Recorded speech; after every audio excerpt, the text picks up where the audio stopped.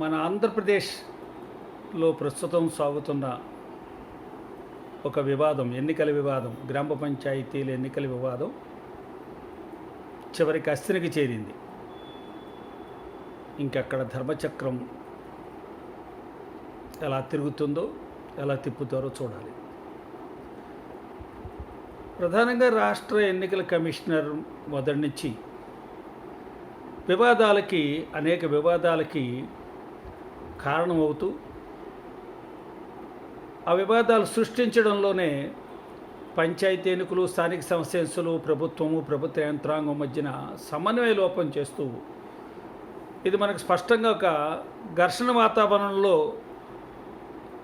ఇది న్యాయస్థానాలకు చేరడం, వాదనలు వినిపించడం, ఉత్తర్వులు రావడం, మళ్ళీ న్యాయస్థానాలకు వెళ్ళడం, అంతిమంగా ఇది ఒక పేచీకి కారణమవుతున్న విషయంగా మారిపోయింది. చూద్దాం. ఎన్నికల కమిషనర్ గారు గ్రామ పంచాయతీ ఎన్నికలు నిర్వహించడానికి వారు నిర్ణయం తీసుకుని ఆదేశాలు జారీ చేసి, ఆ సమయంలో రాష్ట్ర ప్రభుత్వం దీన్ని ఛాలెంజ్ చేస్తూ రాష్ట్ర హైకోర్టులో రిట్ పిటిషన్ దాఖలు చేసినప్పుడు వాళ్ళు ప్రధానంగా వాళ్ళ అభ్యంతరాలు ఏం చెప్పారంటే, ఎన్నికలు నిర్వహించడానికి మేమేమాత్రము మా అభ్యంతరం లేదు, మేము కూడా సర్వసన్నద్ధంగా దానికి సహాయం చేస్తాము, ఆ ఎన్నికలు నిర్వహించడంలో మా పాత్ర కూడా ఉంటుంది. కానీ ప్రస్తుతం అంతకుపూర్వం కోవిడ్-19 మీద కంట్రోల్ చేయడము, ఆ బాధితులకి వైద్యాన్ని వెంటనే అందజేయడము, ఆ క్వారంటైన్ సెంటర్సు లేదా ఐసోలేషన్ సెంటర్సు మెయింటైన్ చేయడము, వాటిని నిర్వహించుకోవడము, ఎవరైతే కోవిడ్తో బాధపడుతున్నారో వాళ్ళని ఐడెంటిఫై చేసి వైద్యాన్ని అందించడము, అది మిగతా ప్రాంతాలకి, మిగతా వ్యక్తులకి స్ప్రెడ్ అవ్వకుండా తగిన జాగ్రత్తలు తీసుకోవడము, ఆ నియమావళి ఏదైతే ఉందో, గైడ్లైన్స్ ఏవైతే ఉన్నాయో అవి పాటిస్తూ, ఆ ప్రోటోకాల్ పాటిస్తూ సాధ్యమైనంత మటుకు దీని మీద ఇది స్ప్రెడ్ కాకుండా బాధితుల సంఖ్య తగ్గిస్తూ చర్యలు తీసుకోవడంలో రాష్ట్ర ప్రభుత్వ యంత్రాంగము, అధికారులు, వైద్య అధికారులు వాళ్ళందరూ కూడా సఫలీకృతులయ్యారు.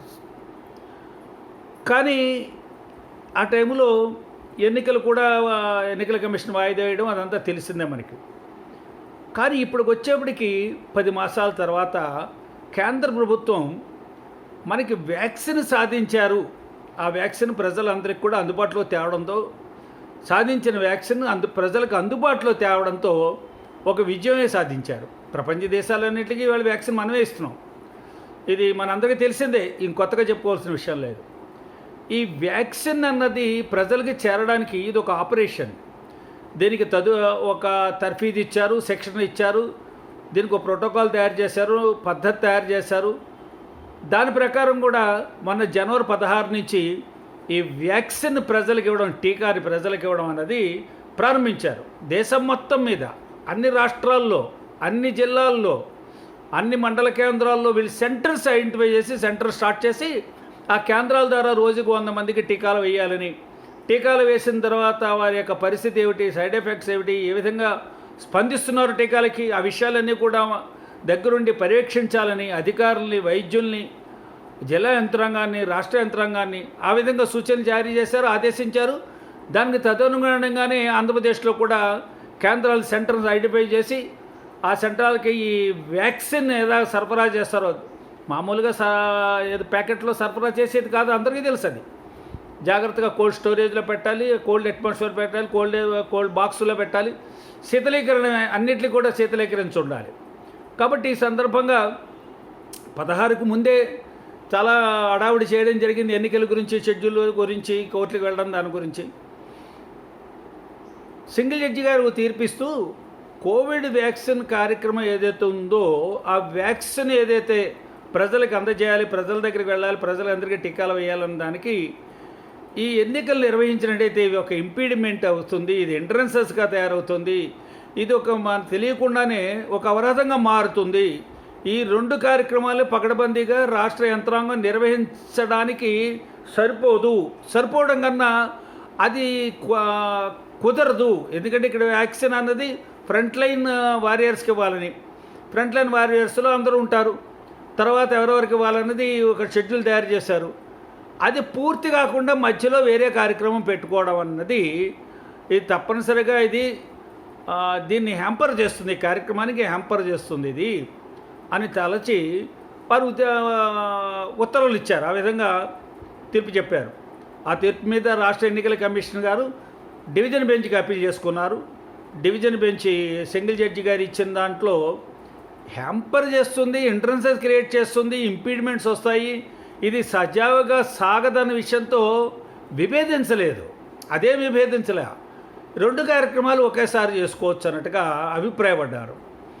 ఈ అభిప్రాయాన్ని బట్టి ఈ తీర్పుని సవాల్ చేస్తూ రాష్ట్ర ప్రభుత్వము సుప్రీంకోర్టులో ఎస్ఎల్పి వేశారు, స్పెషల్ లీవ్ పిటిషన్ వేశారు.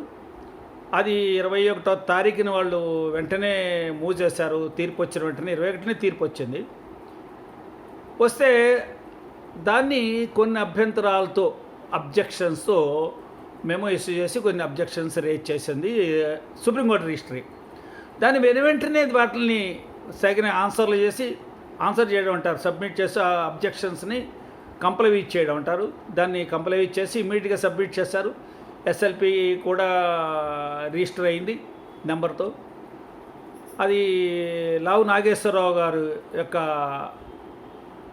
బెంచ్కి, వారి బెంచ్కి అది రిఫర్ చేశారు. అది నిన్న హౌస్ మోషన్ని మూవ్ చేశారు. హౌస్ మోషన్ మూవ్ చేయడం ఎందుకంటే ఇది త్వరితగతిని ఇది విచారించాలి, ఎందుకంటే చాలా అర్జెన్సీ. కోవిడ్ వ్యాక్సిన్ కార్యక్రమం నిర్విఘ్నంగా కొనసాగుతోంది. దానికి ఇది ఏమాత్రం కూడా విఘాతం కలిగించకూడదనే ఉద్దేశంతో హౌస్ మోషన్ కోసం అభ్యర్థిస్తే వారి యొక్క రిక్వెస్ట్కి పెర్మిషన్ దొరకలేదు, రిక్వెస్ట్ని యాక్సెప్ట్ చేయలేదు. సోమవారం నాటికి పోస్ట్ చేశారు. ఇది దీని విషయం. ఇప్పుడు ఎస్ఎల్పి సోమవారానికి సుప్రీంకోర్టుకు వస్తుంది. ఎస్ఎల్పి అయితే నెంబర్ 5.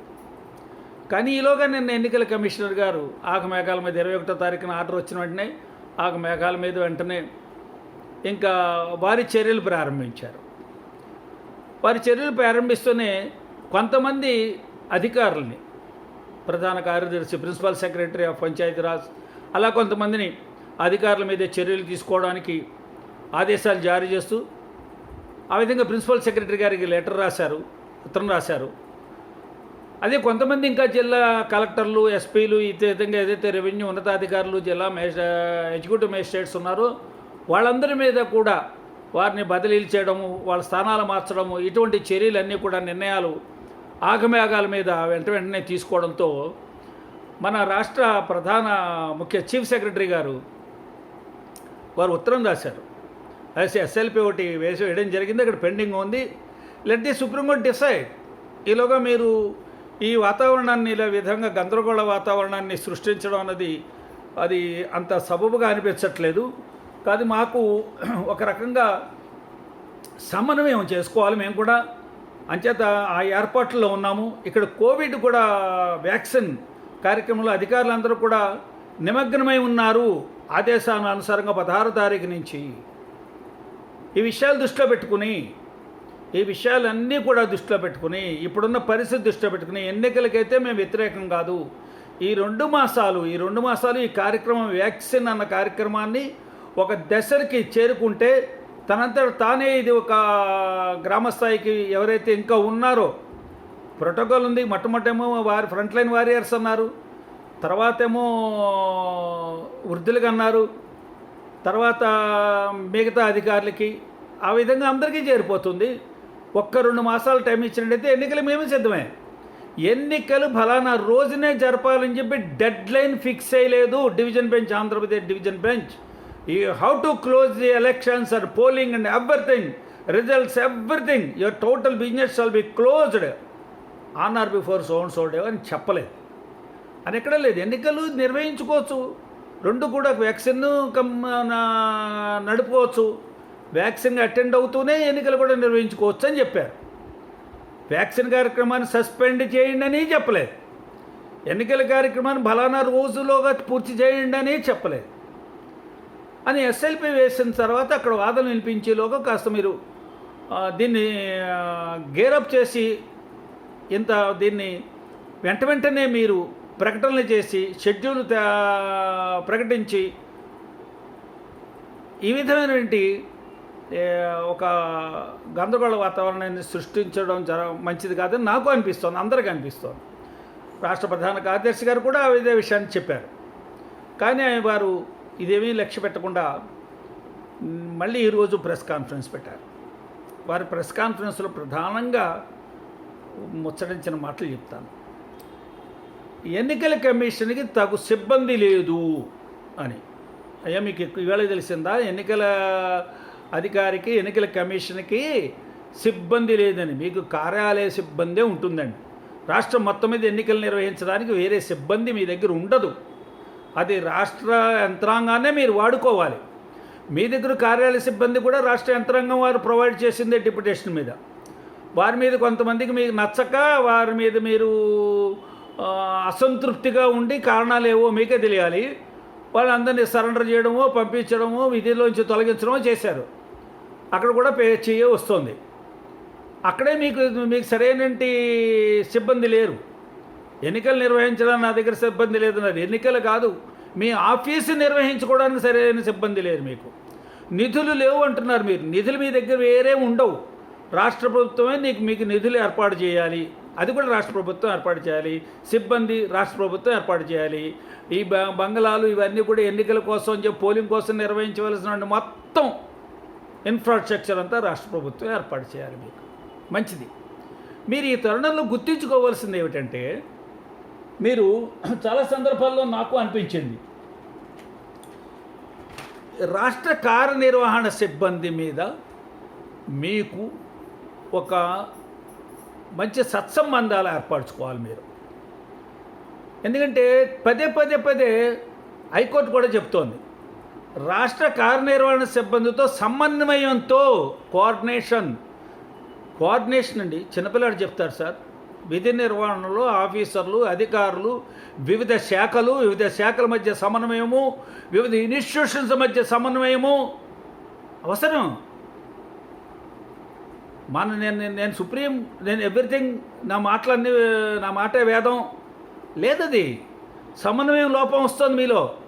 సమన్వయం చేసుకోకుండా సమన్వయం మీరు సంప్రదించి ఒక నిర్ణయానికి రండి అని చెప్తే సంప్రదించలే, వాళ్ళు డిక్టేట్ చేయడం మొదలుపెట్టారు.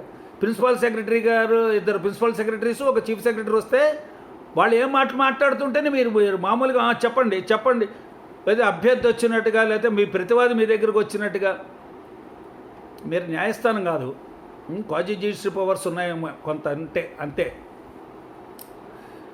కాబట్టి మీరు ఆ విధంగా సమన్వయాన్ని సాధించడానికి ప్రయత్నం ఏ విధంగా చేసినట్టుగా కనీసం కనిపించట్లా. చేశారేమో తెలియదు కానీ చేసినట్టుగా ఎక్కడ కనిపించట్లా.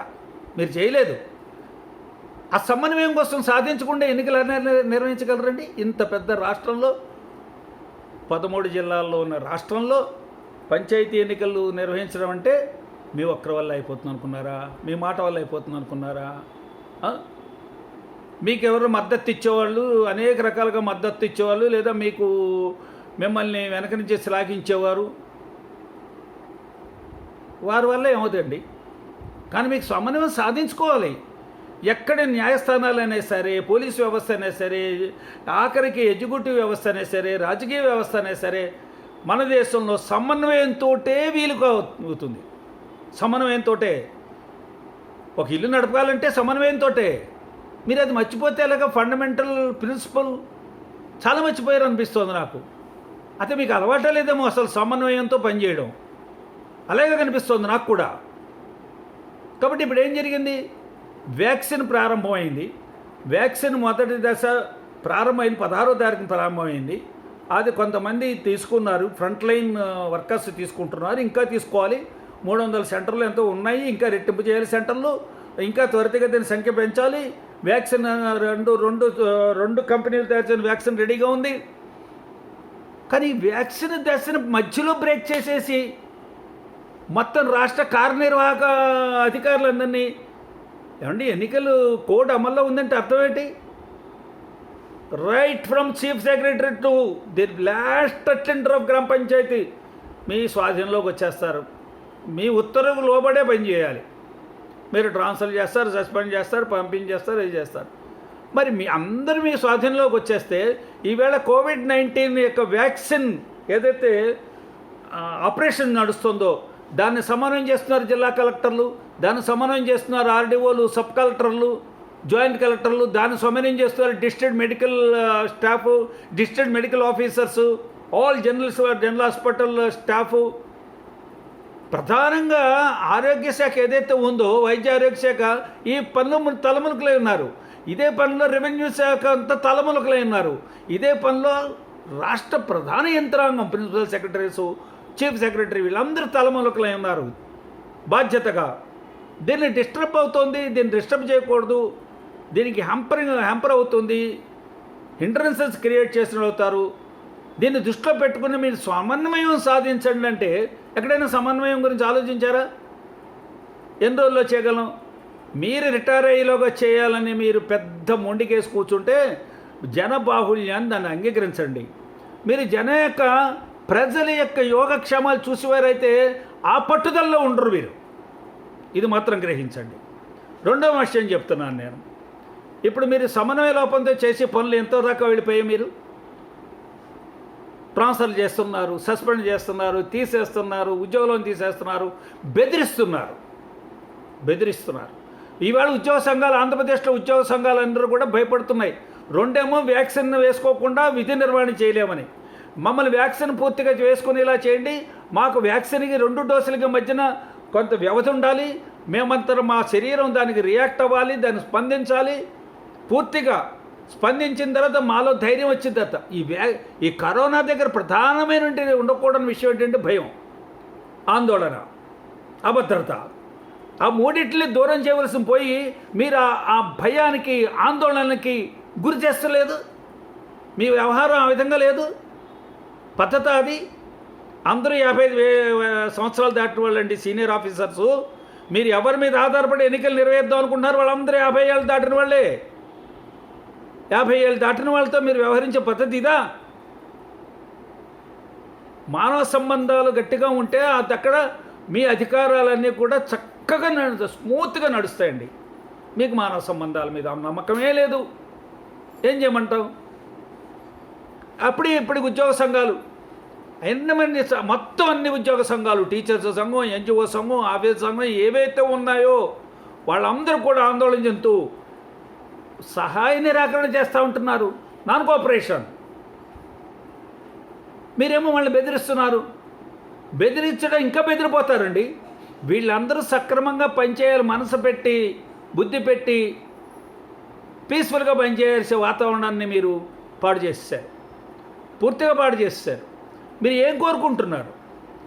ఘర్షణ వాతావరణాన్ని కోరుకుంటున్నారా? ఘర్షణే కావాలనుకుంటున్నారా? ఘర్షణ సృష్టించాలని కోరుకుంటున్నారా? ఎన్నికలు నిర్వహించాలని కోరుకోవట్లే. ప్రజలు కూడా భయపడుతున్నారు. ఏమవుతుందో, కర్ఫ్యూలు వస్తాయా, ఫైరింగ్లు వస్తాయా, షూటెడ్ సైట్లు వస్తాయా, మిమ్మల్ని చూసి, మీ ప్రవర్తన చూసి ప్రజలు కూడా మీకు కోఆపరేట్ చేసేలా కనపట్లేదు. నేనే రాజకీయ పార్టీకి చెందినవాడిని కాదండి. సుప్రీంకోర్టు ఈ మధ్యన ఒక తీర్పు ఇచ్చిందండి.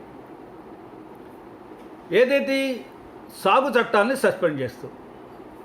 సుప్రీంకోర్టు తీర్పు ఎలా ఇస్తుందంటే, ఇటువంటి చట్టాల మీద సవాల్ చేస్తే ఆ చట్టం చేసేటువంటి అధికారాలు, సర్వాధికారాలు పార్లమెంట్కి ఉన్నాయా లేదా, పార్లమెంట్ క్యాపాసిటీ ఎగ్జామిన్ చేస్తారు. 2, చట్టానికి కాన్స్టిట్యూషనల్ వ్యాలిడిటీ ఉందా లేదా. కాన్స్టిట్యూషనల్ వ్యాలిడిటీని చూసేప్పుడు కాన్స్టిట్యూషన్ చెప్పిన దానికి స్పిరిట్కి భిన్నంగా ఉందా, ప్రాథమిక హక్కులు భిన్నంగా ఉన్నాయా, ఆ విధంగా ఈ 2 కోణాల నుంచి దాన్ని ఎగ్జామిన్ చేయాలి. కానీ సుప్రీంకోర్టు ఏం చెప్పిందో తెలుసా అండి? అక్కడ ఢిల్లీ బోర్డర్లో రైతులు ఉద్యమం చేస్తున్నారు, వాళ్ళందరూ ఈ చట్టాలను ఉపసంహరించుకుంటే కానీ చర్చలు రానంటున్నారు. మీరు ఉపసంహరించుకుంటారా, మమ్మల్ని తీర్పు సస్పెండ్ చేయమంటారా అని చెప్పి రైతులందరూ చర్చకి రావడం కోసం అని చెప్పి దీన్ని సస్పెండ్ చేశారు. First time in the history of Indian judiciary, first time in the history of Indian parliamentary affairs. నేను చాలా ఆశ్చర్యపోయాను. ఓహో, రైతుల్ని చర్చలకు రావడం కోసం అని సుప్రీంకోర్టు దీన్ని సస్పెండ్ చేసింది. ఎలాగా? నో, ఇది కాన్స్టిట్యూషనల్ స్పిరిట్కి వ్యతిరేకం అన్నల్లా.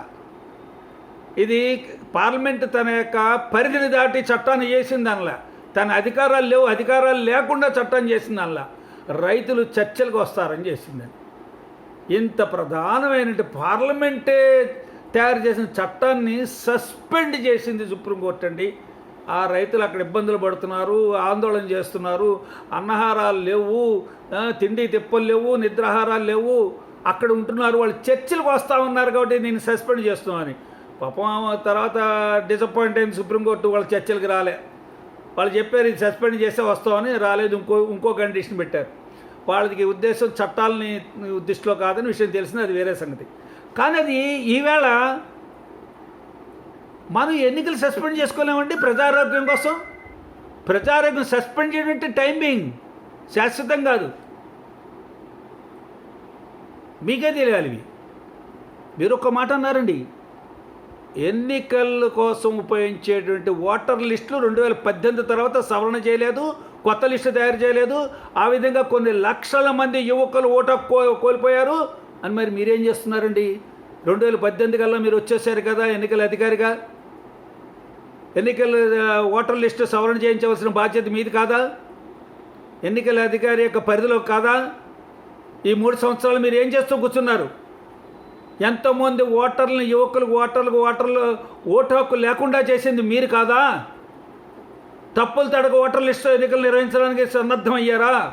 2018 తర్వాత దీన్ని సవరించలేదంటే ఎప్పుడో పురాతనమైన ఓటర్ లిస్టులో మీరు ఎన్నికలు నిర్వహిస్తారా? ఎందుకు నిర్వహిస్తున్నారు? మీరు ఈ నెపం ఎవరి మీద వేసేపోయారు? నేను ఈ నెపం మీ మీదే వేస్తున్నాను. ఎన్నికల సంఘం సన్నద్ధం అవద్దండి. ఓటర్ లిస్టు సరిగ్గా ఉందా లేదా, అప్డేట్గా ఉందా లేదా,